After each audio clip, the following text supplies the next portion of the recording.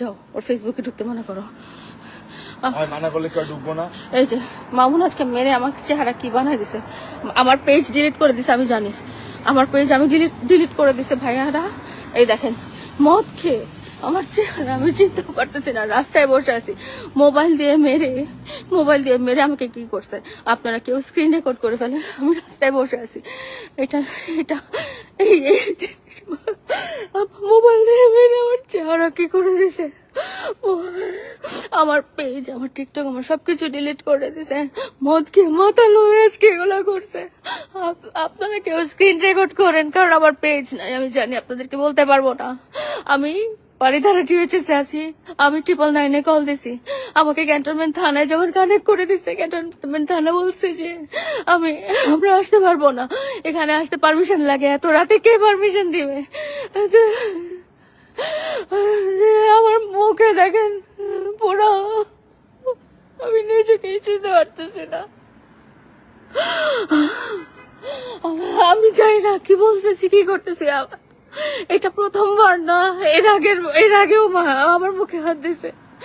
আপনারা kindly screen record করেন এবং দেখেন এত আদর করার পরে, এত যত্ন করার পরে, এত এত কিছু অর্জন করার পরে আমি প্রতিদানে এইসব পাইছি, এইসব শিখছি ওর মা বাবার কাছ থেকে।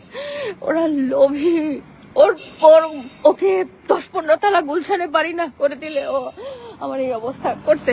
ব্ল্যাকমেল করে করে আমাকে শেষ করে দিচ্ছে। আজকে আমি পুলিশের কাছেও যেতে পারতেছি না। আমার মোবাইল ওর কাছে, আমার ফেসবুক ওর কাছে। দেখেন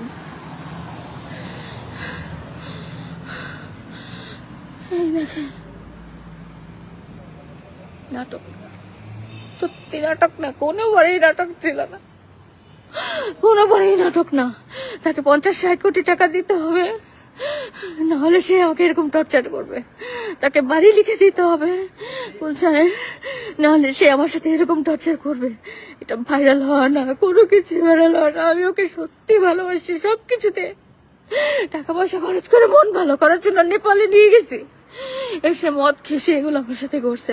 আপনারা স্ক্রিন রেকর্ড করে